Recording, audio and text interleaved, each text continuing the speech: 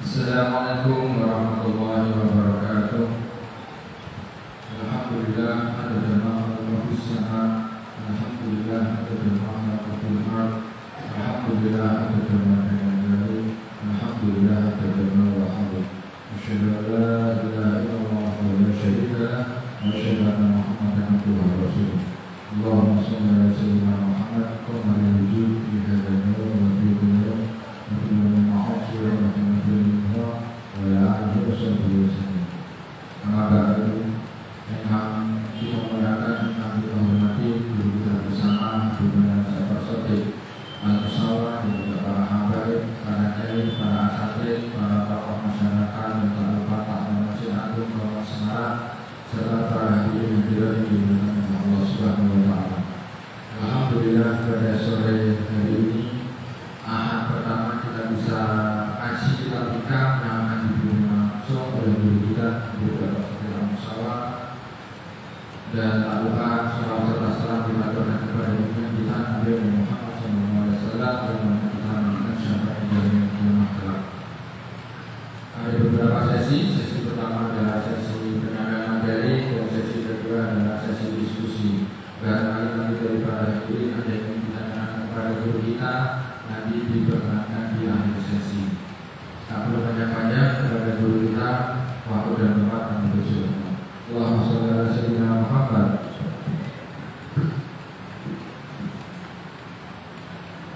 Assalamualaikum warahmatullahi wabarakatuh.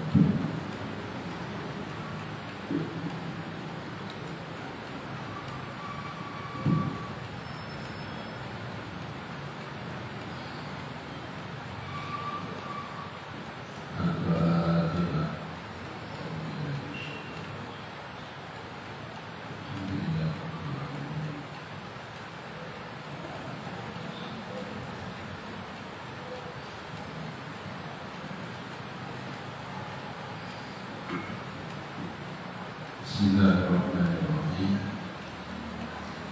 Alhamdulillahirabbil alamin wa bihi nasta'in ala umuri dunya waddin. Wassalatu wassalamu ala imamil anbiya'i wal mursalin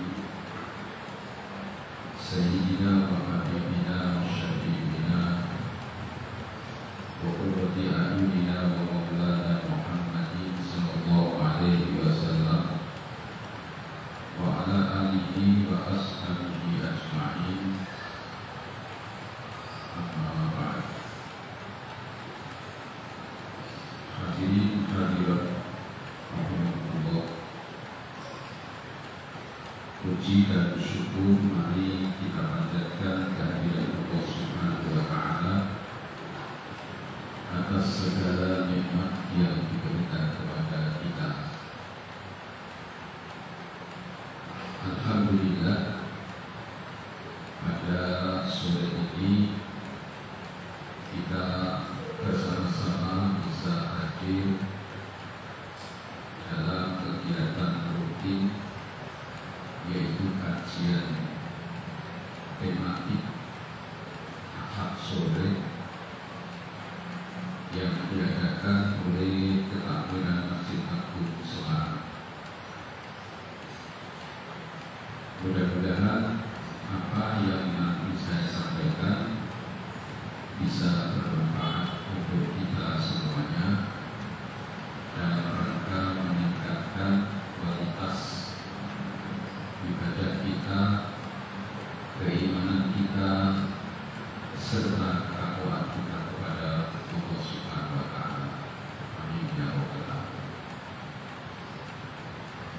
Kemarin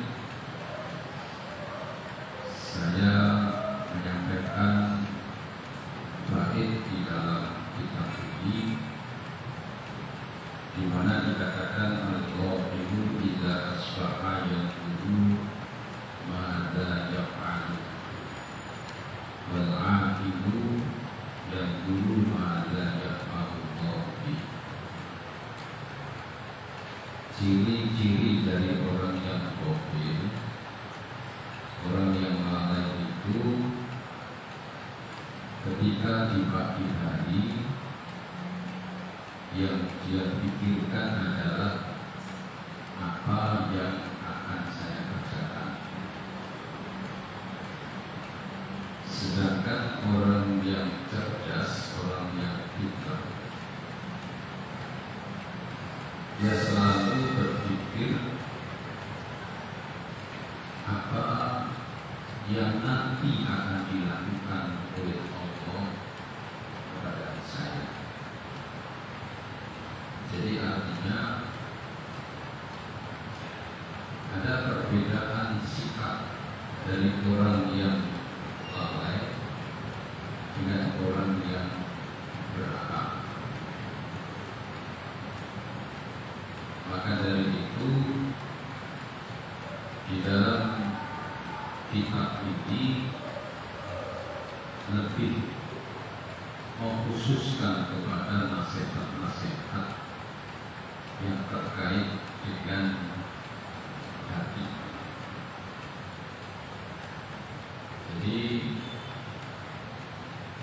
kita tasawuf itu tidak mendorong manusia untuk berkreasi di dalam kehidupan, karena berkreasi dalam kehidupan itu sudah menjadi manusia. Tapi justru dengan hati inilah, atau hati yang batinnya, yang kebanyakan manusia itu sering mengabaikan. Kemudian secara khusus lagi di sini disebutkan, saya bacakan, innama yastawhashu al-ubad waz-zuhad min kulli syai'in li ghaibatihim 'anillah fi kulli syai',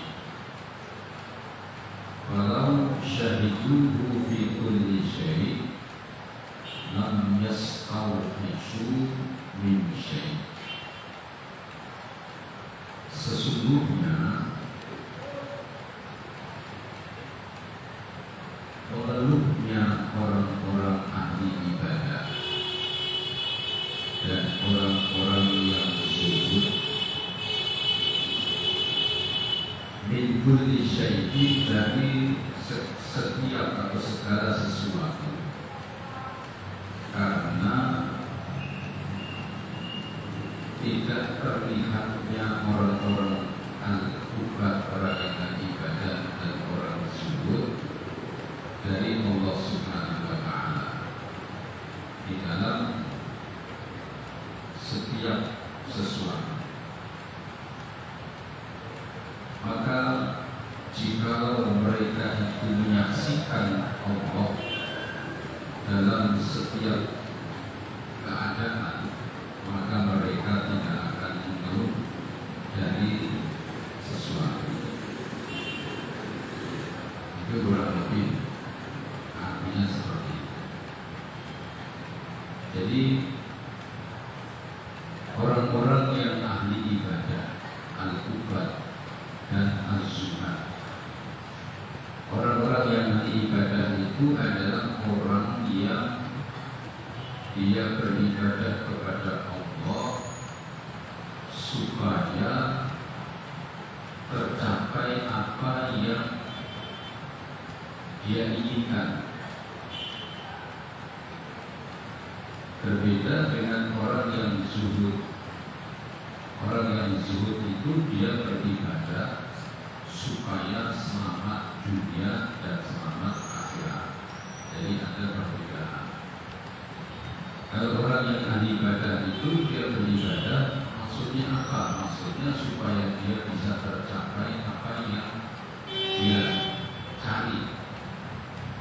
Orang hidup itu kan di samping mencari kesenangan juga mencari sesuatu supaya bisa tercapai apa kerjanya, maka jualannya lancar.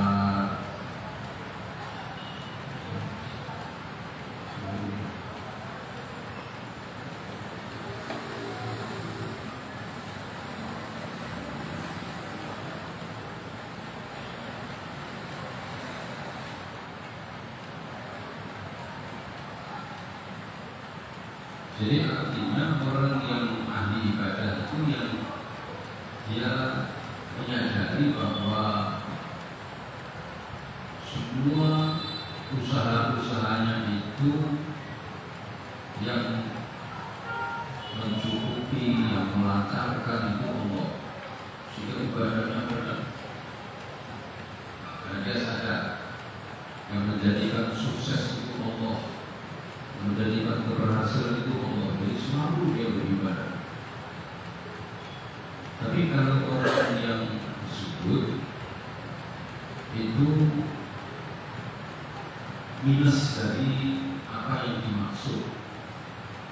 Jadi orang zuhud itu beribadah tidak mencari supaya sukses dapat harus tidak. Yang dia utamakan itu adalah supaya bisa selamat dunia, selamat akhirat. Jadi kalau seandainya orang yang zuhud itu di dalam ibadahnya yang giat, sementara usahanya itu tidak berhasil, ini tidak masalah. Jadi orang-orang zuhud itu seperti itu.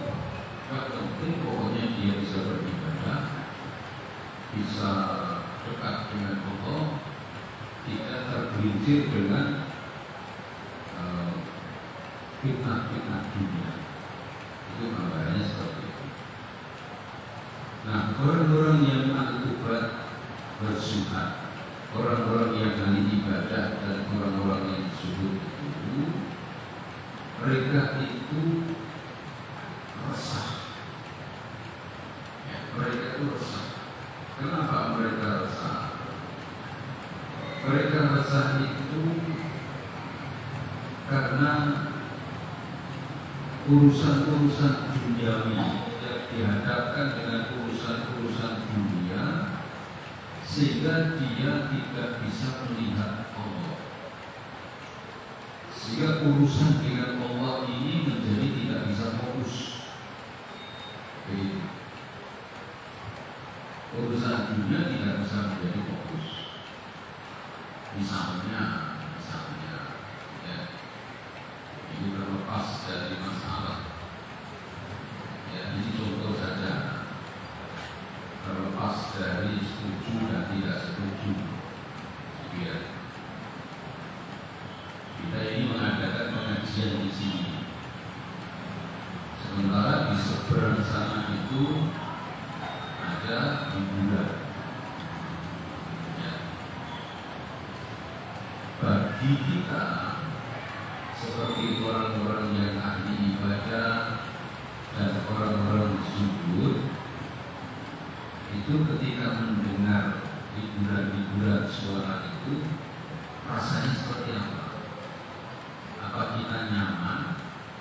Apa kita resah? Kira-kira.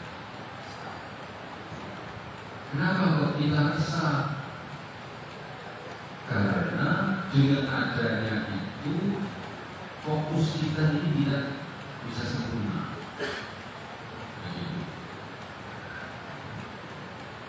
Fokus kita di dalam ngaji ini tidak sempurna. Ini orang yang disebut orang-orang yang ahli ibadah. Orang ahli ibadah itu kan dia mencari pahala yang buahnya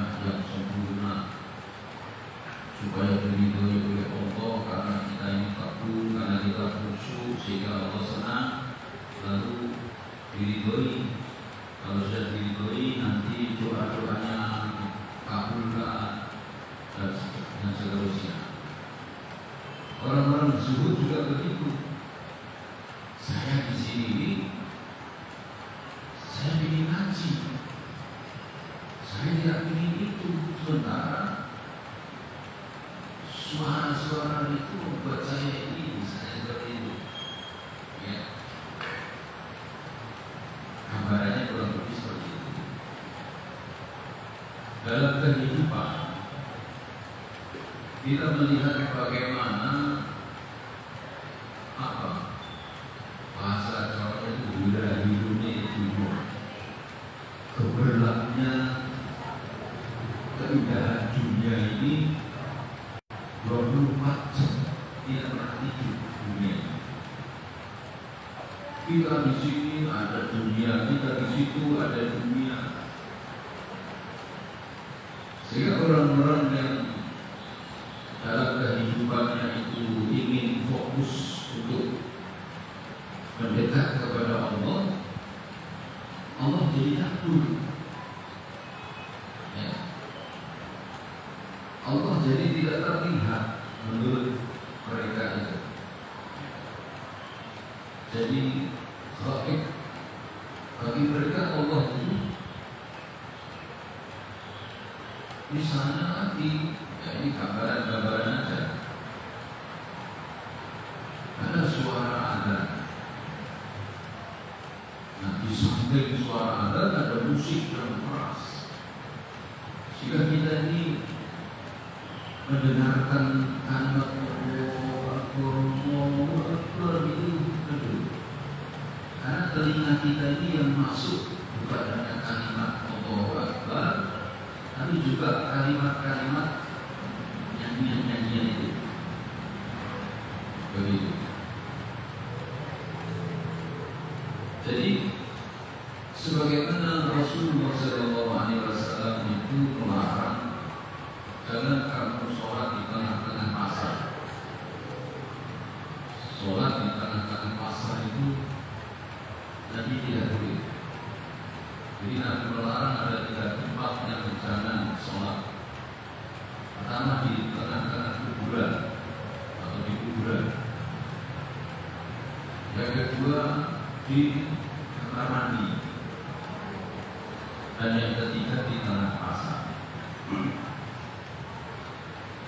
Orang sholat di tengah-tengah pasar, ya yang namanya lalu-lalang, kemudian transaksi di pasar itu, bisa nggak orang masuk di dalam pasar? Apalagi orang yang jualan, dia sholat di pasar, mungkin suruh gantian dengan istrinya atau anaknya, atau mungkin tetangga di pasarnya yang jualan di sebelah. Ya, lu tunggu nanti kita sholat sih. Allah Akbar, ada pembeli. Saya pembeli udah ngerti itu. Pembeli 100 ditawari saya. Kira-kira bagaimana? Orang masalah begini, juga ada ini semua itu sangat khusus sama saya. Ya, mestinya guru maaf yang guru dari anak dari sakit tambah isi wah ini lama nih makan dulu di kaki ya. Sholat di masjid kalau di pasar tidak bisa fokus. Bagi orang-orang yang ini kita menggambarkan orang-orang yang al-Quran dan as-Sunnah, orang-orang yang ahli ibadah dan orang-orang yang zuhud ini, gambarannya itu di dunia itu seperti orang sholat di pasar. Lagi enak-enak di jalan, waduh suara ini suara itu, sehingga mengacaukan konsentrasi. Maka di sini disebutkan disebutkan falau syahiduhu fi kulli syai'in lam yastawhishu min syai'. Maka seandainya mereka itu bisa melihat Allah, bisa fokus kepada Allah, maka dia tidak resah dengan sesuatu. Sesuatu ini kan macam-macam, ya. Jadi saya umpamakan adalah keramaian.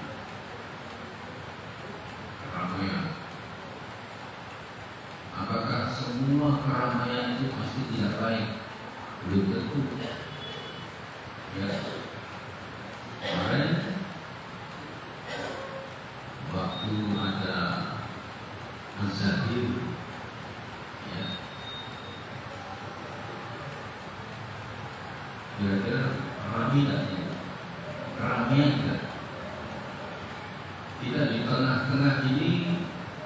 Apakah kita ini kacau dalam pikiran kita, dalam fokus? Tidak, kita malah terbawa, ya, dengan sholawat.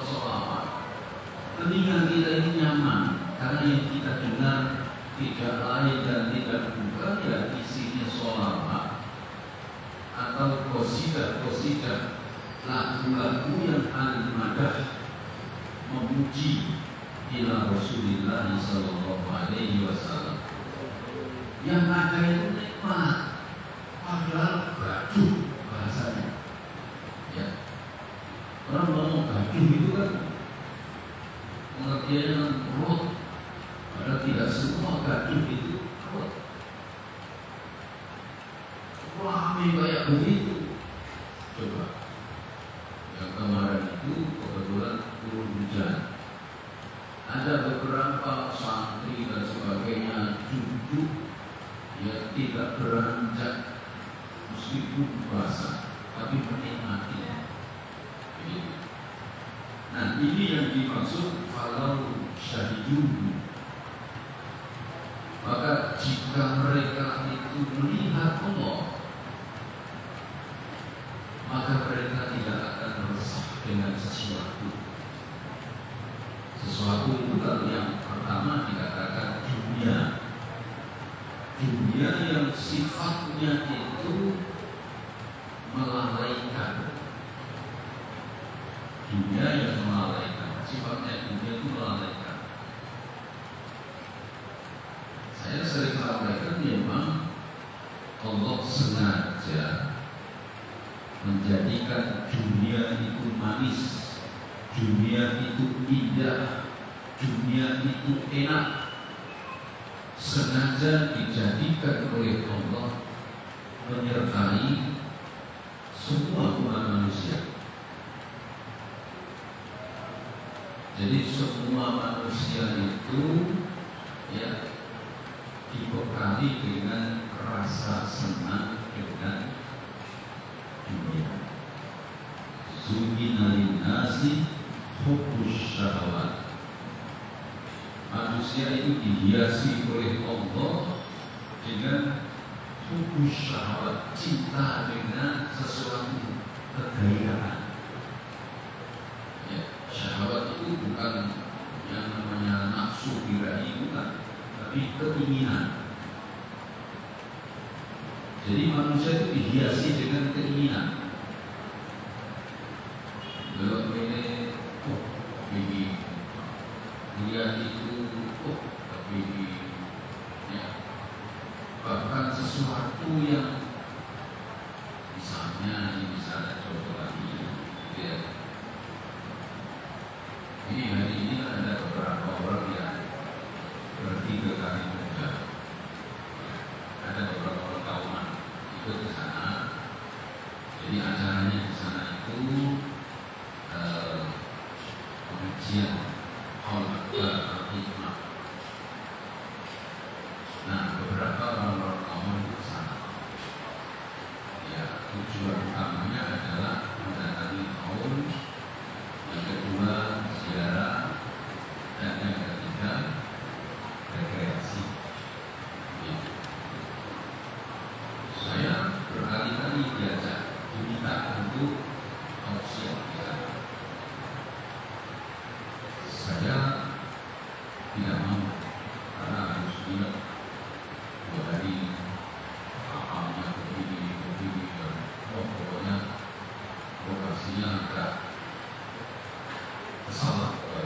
Jadi saya tidak diminta, tapi dalam 2 hari ini saya melihat postingan-postingan yang diposting di grup, ada ini, padahal saya tidak suka, tapi ada ketertarikan. Jadi sekilas itu saya enak ya. Bayangkan, padahal itu sesuatu yang saya sudah berkali-kali menolak karena saya tidak cocok dengan lokasinya. Itu saja ada keinginan saya itu asik ya. Pernah di penangkaran ikan hiu yang masih kecil tadi, bodi berapa ini? Ekornya masih gede, ya berat, serangga sedikit untuk berdaya dicakap ini ya kira-kira ya 1 meter atau 60 cm, masih bayi-bayi tadi. Saya baru lihat ada keinginan apalagi ya, kalau misalnya kalimat Jawa itu dikajinya, kira-kira saya tertarik nggak? Lebih tertarik. Memang sifat dunia itu seperti itu. Manusia dihiasi dengan keinginan-keinginan. Zuyina linasi hubbu syahwat. Dengan keindahan-keindahan, kesenangan-kesenangan. Dengan nisa, wal-bani, wal-qanatir, dan seterusnya. Senang dengan ini, dengan ini, dengan ini, dengan ini. Tapi intinya, kalau misalnya tadi disebut pertama gairah kesenangan manusia itu adalah wanita, ya, punya pendamping, punya istri, gitu. Lalu pada ujungnya nanti Allah akan melihat apakah dengan wanita kamu masih tetap beribadah atau berkurang. Intinya di sini.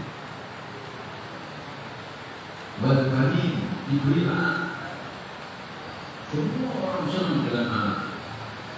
Apakah dengan anak itu kamu tetap fokus dalam ibadah atau tidak? Nanti dikasih kekayaan, apakah dengan kekayaan itu kamu masih tetap atau tidak? Intinya seperti itu. Jadi Allah ingin menyaksikan, ingin melihat hamba-hamba yang dimasukkan ke dalam surga adalah orang-orang yang memang pantas. Itu. Jadi bukan istilahnya orang yang ngecek-ngecek kok dari menuju surga berat ya, yang menuju surga ya tadi mungkin apik, ibadahnya sing apik, akhlaknya sing apik, gitu. Ojo ngawur, salah dan manusia sama itu. Nanti kalau sudah baik dalam ujian, berbagai ujian itu, kalau sudah lulus baru salamun qaulan min rabbir rahim. Selamat gue selain selamat gue itu salam sama Gusti. Nah, di sini orang-orang yang tahu dalam tujuan hidup, orang yang tahu dalam tujuan hidup itu disebut al-ukhbah dan bersuhad, dan orang yang zuhud. Dia tahu bahwa hidup ini tidak lain adalah untuk beribadah kepada Allah. Maka dia itu berusaha tetap fokus dalam ibadahnya. Kok dalam pertengahan ibadah manusia mulai cuti, ya menjadi resah, tersungguh,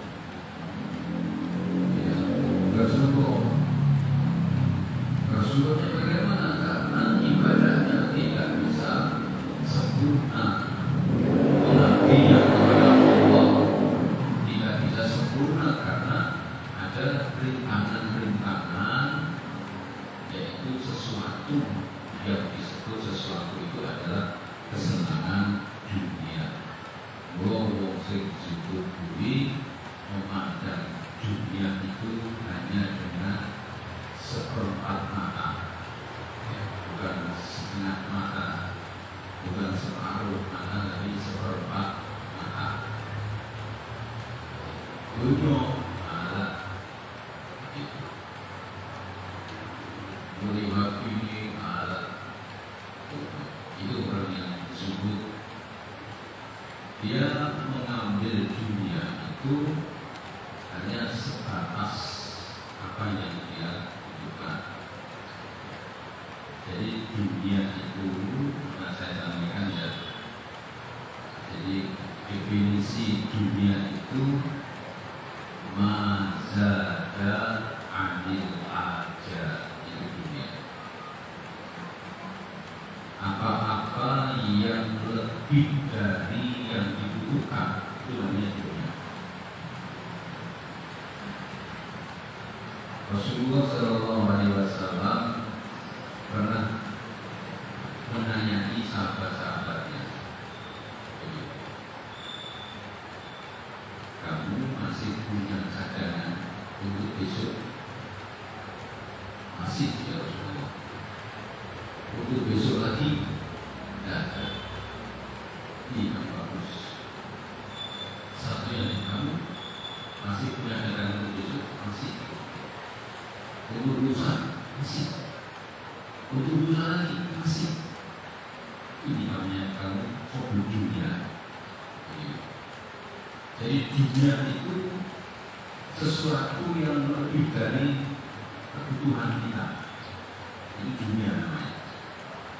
Sesuatu yang lebih dari kebutuhan kita, ya, dalam bahasa Al-Quran itu adalah mata dulu, kenikmatan, kesenangan yang menipu.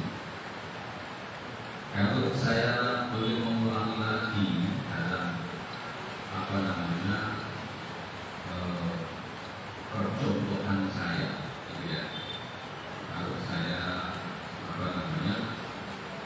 memberikan contoh, ya, seperti orang makan. Orang makan itu kan porsinya berbeda-beda. Ya, ada yang satu piring pepes, ada yang satu piring menuju, ada yang nambah, ada yang setengah. Ini masing-masing ini sesuai dengan ukurannya. Mana sing setengah besar, ya. Mana sing nek belum lanjut belum marah. Ini namanya porsi ukuran. Bagi seseorang yang porsinya itu satu piring, kalau dia nambah, tambahannya itu namanya dunia. Nanti kita bisa cross check dengan dawuhnya Gusti Allah. Allah katakan mata berburu kesenangan yang itu. Orang yang sudah satu piring kenyang, nambah lagi, ya, tambahannya itu menjadikan dia enak, daya. Orang kalau sudah kenyang, itu makan lagi sudah tidak nikmat. Orang makan nikmat itu kalau apa? Melek mana? Lupa. Ini sudah kenyang. Makan nasi, dan ini busuk ya, muncul kan.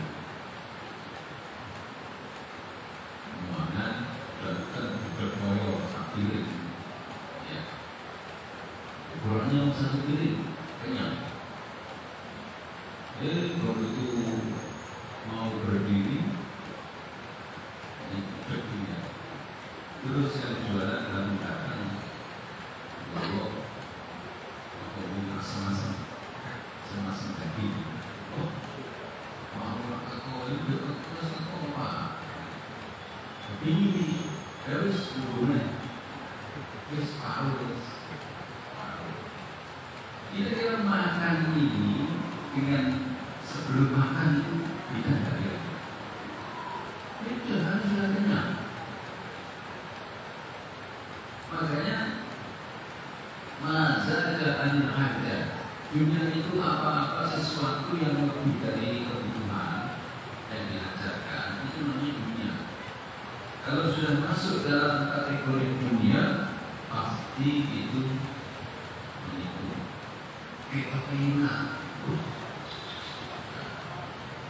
yang di mana mulai terus mulai baca buku ya karena sudah penuh ini ini dunia itu seperti itu. Nah, orang-orang yang disebut itu akan sadar akan fungsi dari dunia.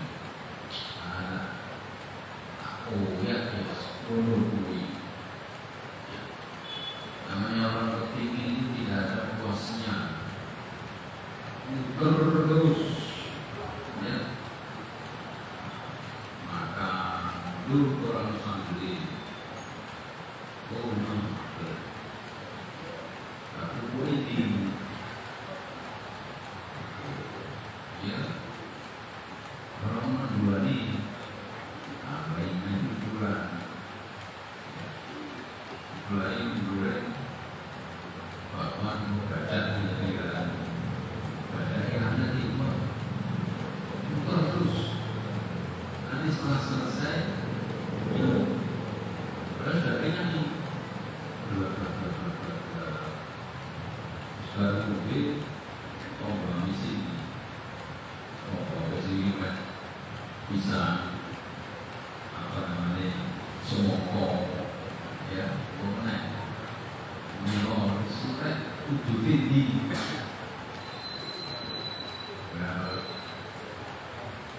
jadi dunia itu kayak ini selalu ini itu tidak ada habisnya ya.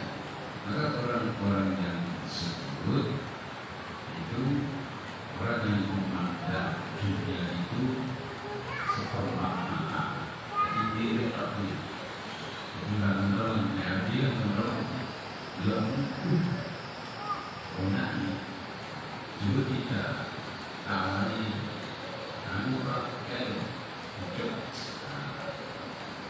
mobil makan usaha jadi kembali ke tadi tasawuf itu lebih membenahi hati bukan kebirnya jadi dibenahi hatinya karena orang tasawuf orang sufi ini lebih memandang penting hati itu penting jiwa itu penting karena kalau jiwanya itu tenang maka ya apa namanya kenikmatan akan diraih, kebahagiaan akan diraih itu manakala jiwanya makanya alladzina amanu wa tatma'innu qulubuhum bi dzikrillah. Jadi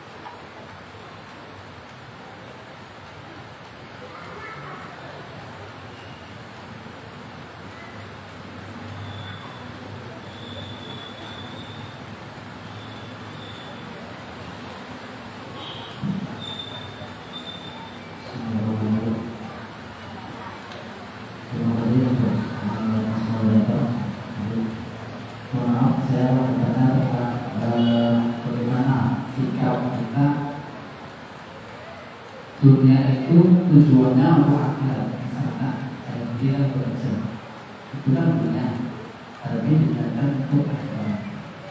Dan juga ada kebalikan dari itu. Misalnya saya mengerjakan sholat ataupun ibadah itu tujuan untuk berpandang orang agar saya lebih soleh, agar saya lebih baik, itu bagaimana?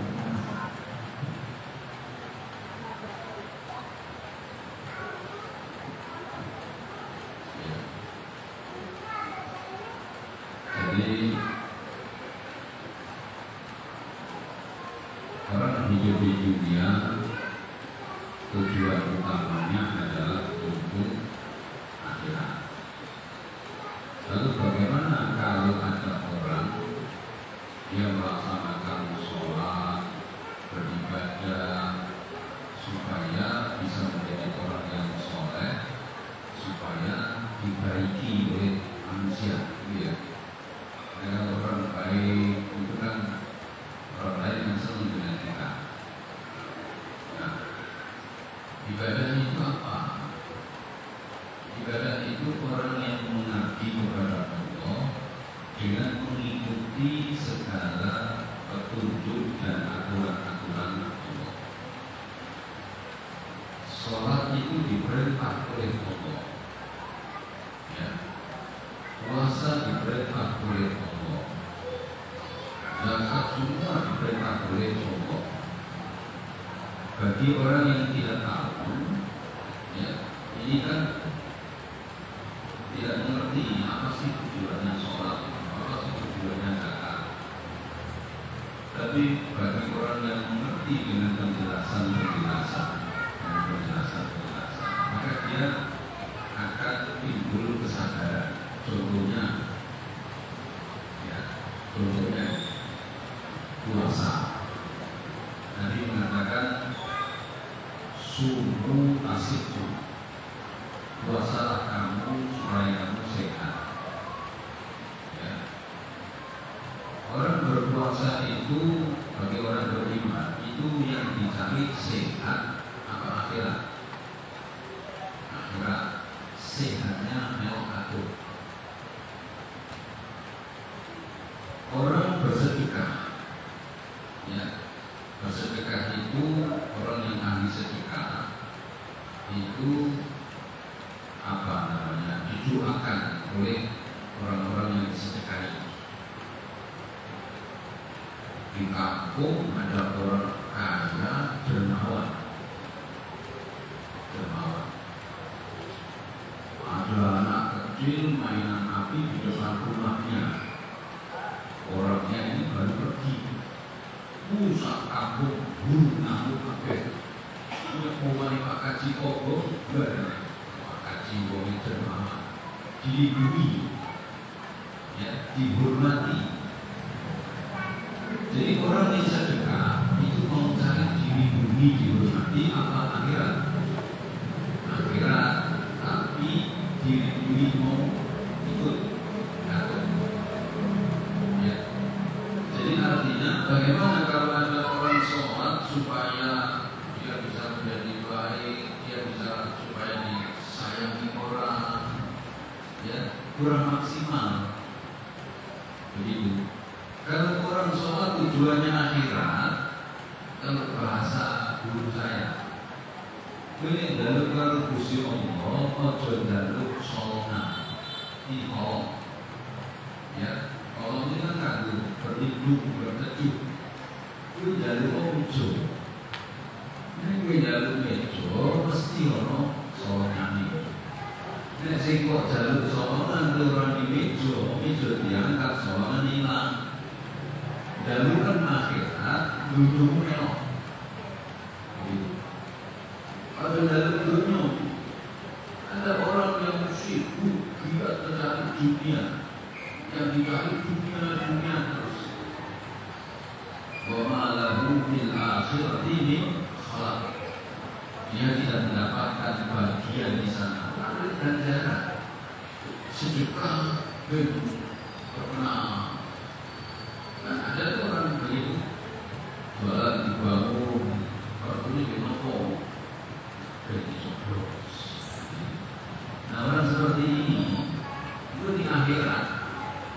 ya dia bareng dengan orang-orang yang bangun jalan yang ikhlas yang bukan sampai misalnya itu ya jadi ke ibadah kita minum dulu saya kok nggak dikasih betul sampai itu berarti gitu kan si buat jalan dulu ya kayak dulu namanya dengan akhirat orang yang ibadah. Jadi bagaimana kita dalam beribadah kita tujuan adalah dunia nanti bakal itu. Ya. Makanya ada satu keterangan yang dikatakan man khaufallaha khaufa kullu syai'. Barang siapa yang takut kepada Allah maka semuanya akan takut kepadanya. Bukan takwa yang Gusti Allah. Takwa itu kan berarti menjalankan perintah Allah. Sabar, jangan amal makruh, jangan dusta. Jadi orang yang takwa itu adalah orang yang baik. Orang yang baik itu pasti disedari oleh orang. Wong kurang dihargai orang ini karena kamu ledger, ya, nggak dihargai. Mau kiai, mau orang kaya, mau apapun, kalau perutnya rusak, nggak orang dihargai. Maksudnya orang ini mana itu orang menghargai. Nah, di sini PHP Pak, ya, lucu itu kan udah PHP. Kemudian di aku berpikir oke cincin, ya, bukan guys, merasa mas, aku tak perlu video. Anak itu betul nanti yang apa itu digunakan atau permen, permen itu aku lari, susu yo.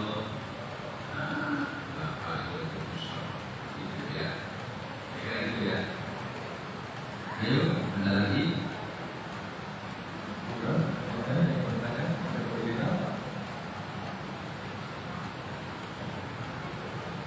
Atau kami tanya?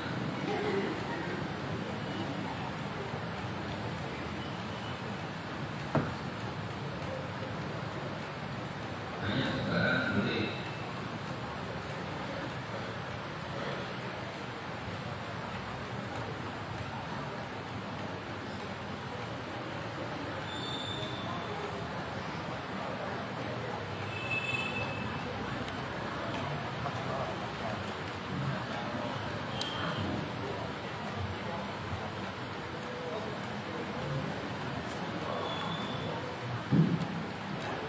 Assalamualaikum warahmatullahi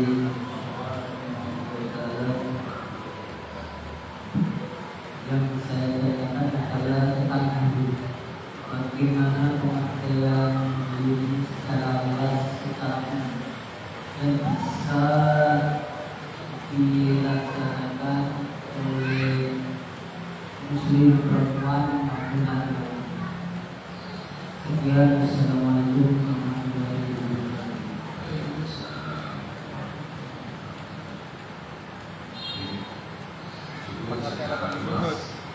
Zuhud secara luas, zuhud secara luas. Dilakukan oleh orang Islam bagi laki maupun perempuan. Ya, bagaimanapun juga yang namanya kuburan itu tetap ada. Ya, yang namanya kuburan itu tetap ada. Jadi misalnya ini supaya kita paham kriteria atau definisi yang namanya tumaninah. Ya. Tumaninah itu seperti apa? Tumaninah itu dalam bahasa berhenti sejenak. Berhenti sejenak itu kayak apa ukurannya? Begitu.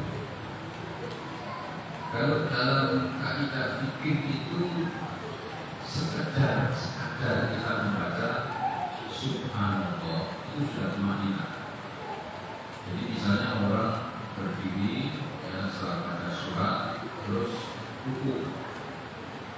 Begitu dia ruku, kira-kira sekadar, kira-kira ukuran dia baca subhanallah, dia berdiri, itu sudah tumanina. Ya. Tapi bagaimana kalau orang itu tumaninahnya dalam batas minimal? Dalam batas minimal, ya dia dulu siapa yang sholat? Ada sing sholat kayak Korea orang itu ya malu Korea. Nah itu ada sing tumaninah itu misalnya kelas pusat taufik, pusat koyo begini. Pokoknya sing tumaninah koyo kiai, buat. Ada Korea orang itu biasa, nah, gitu. Ya. Jadi zuhud itu ada ukurannya. Zuhud yang yang sempurna, orang zuhud itu dikatakan yang namanya zuhud itu seandainya dia punya rumah tingkat 7 tingkat, dia punya mobil 7, punya sapi 7. Ya, terus itu juga beda. Hancur, omai kok blok, mobilnya kok blok, sapinya dicuri orang, kambingnya dicuri orang, itu tidak bisa. Itu zuhud. Ya. Dari awal duit, sebenarnya orang itu. Nah, rokok lagi yang umur mesum, orang aja di rokok ada rokok, ya itu berarti belum zuhud. Kehilangan rokok busuk, susahnya malah, ya. Jadi zuhud itu bertingkat-tingkat, semahalnya khusyuk. Tidak khusyuk kita tidak bisa dengan patokan khusyuknya Nabi. Ya, tidak bisa kita harus seperti Nabi. Jadi Nabi tidak bisa. Tapi apakah Nabi mengatakan itu berarti sholat kurang? Benar, bukan. Karena Nabi tahu kurang. Begitu. Nah, zuhud itu yang penting pokoknya kita berusaha. Kalau sudah terjadi sesuatu itu